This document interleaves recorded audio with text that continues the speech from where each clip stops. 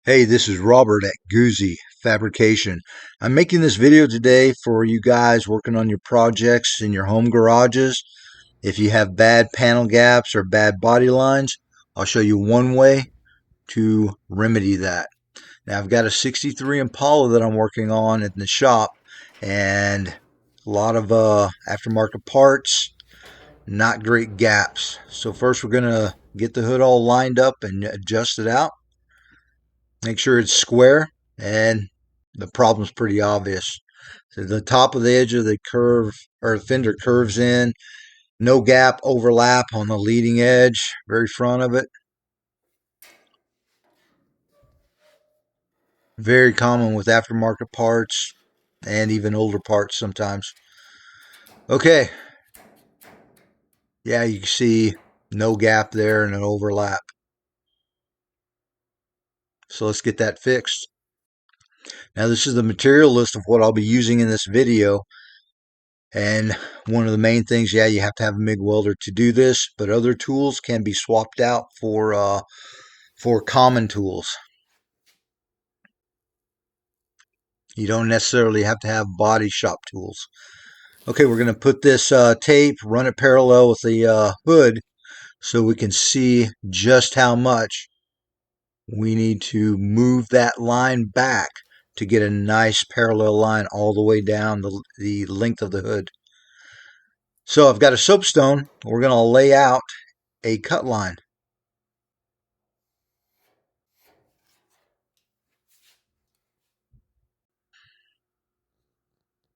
And there it is.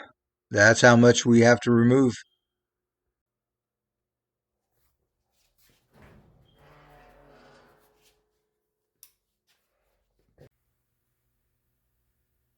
Now this is kind of a critical piece of information here. You want to use a 3/32 cutoff wheel. There's some that are larger in diameter. Yeah, like a 16th or an 8th. You don't want to use that. If we have to make multiple cuts, I'd rather do that than cut off way too much.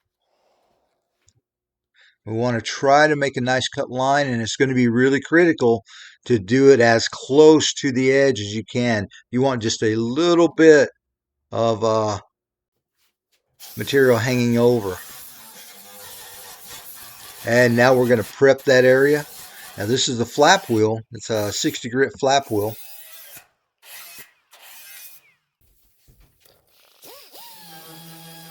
And then we're going to DA that area. And it's like I mentioned, if you're doing this at home in your garage, you don't have to have all of the body shop tools. Man, they have arbors you could put on a drill. Most people have drills that will, that arbor, you can use a cutoff wheel, you can use multiple attachments, even a sanding disc. Okay, now this is a spoon dolly, and what I want to do is get that thing closer. And the reason I'm using a spoon dolly, you can use a block of wood too. We don't want to strike the metal with a hammer only. Then we're going to be distorting it. We want to push it all at the same time. Okay, you can see we're getting closer. That's looking a lot better now. And now we can now we have adjustability. I can push that over to exactly where I would like that gap to be for consistency. And just doing some final adjustments. Yeah, just use something flat whenever you're striking an edge kind of like this. Otherwise, it'll be all distorted. And two, you want to keep in mind the fender also, because it can move around. We want everything nice, parallel, flat with each other. And there's a shot of that. That's looking a lot better.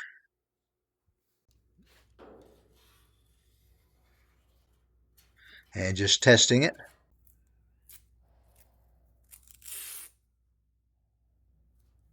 Okay, now on my first cut with the cutoff wheel, I'm going to come back and straighten that cut line up a little bit. and that's going to help me out whenever I start welding.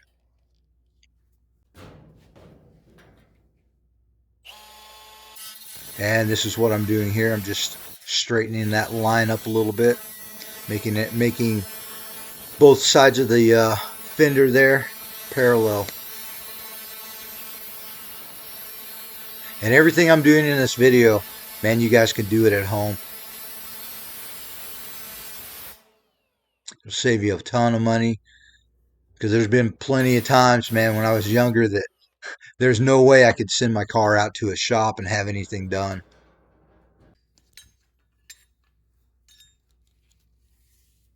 Yeah, that's what we're looking for. Hey, we're good to go. Now, I could TIG weld this, but most of you guys at home are going to have a MIG welder. And it doesn't have to be a big fancy one. It just has to work correctly and have a good ground and the right settings, and you can do this.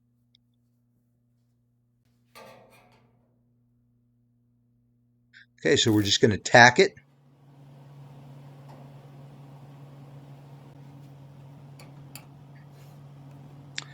And we are checking it.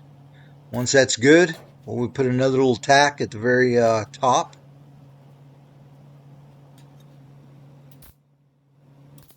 And whenever you're welding, especially thin metal like this, you want to stagger your welds. You don't want to weld too quickly, or else the heat will build up. It'll start expanding, and that's where you'll start getting warping and all kinds of negative things. Don't want to do that.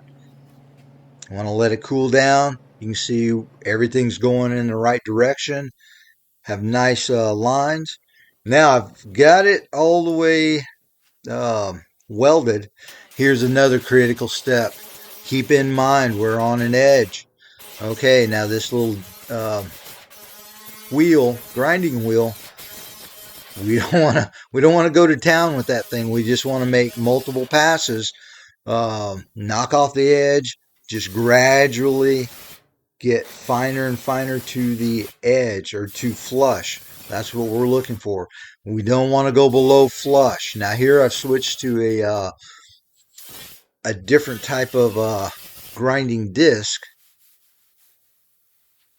and it's a little bit finer, and you can see it really starting to come into shape now. The main thing with this is stay off of the very edge and progressively go down. Just take your time. It's not a race. We want a nice quality job. And if we do a nice job, we don't really need body filler.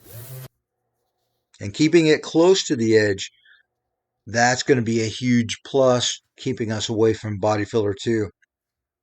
Now, this is what we've done to this point. Everything is looking awesome. You can tell, you can see into the metal. There's no warping or anything like that. Everything's really nice looking on the top edge. Double checking. Yeah, we still have that jagged edge there in the gap, but we'll get that addressed here in a second. Yeah, right now everything's looking really good. Okay, we're going to lay out a straight edge with the tape, straight line. And this is another critical part too, that you want to go very slowly. Notice I'm not using a grinder. This is a flap disc on this tool, because I don't want to take off too much material too quickly. Grind the edge too thin. Now when I've got it where I want it, I'm going to switch over to a hand file, or file by hand. That way I'm not going to make a mistake and blow through the edge or anything like that. If the metal ever turns blue on you, yeah, you've gone too far and made it too thin. Okay, I'm finishing up with a 8-inch with 36 grit. That's going to blend in everything.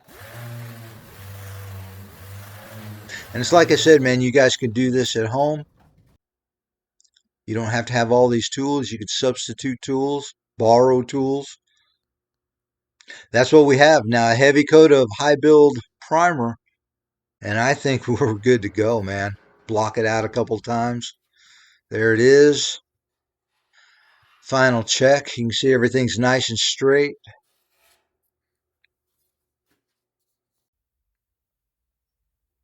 And let's see how we did on the final shot here. Everything looks really nice and parallel.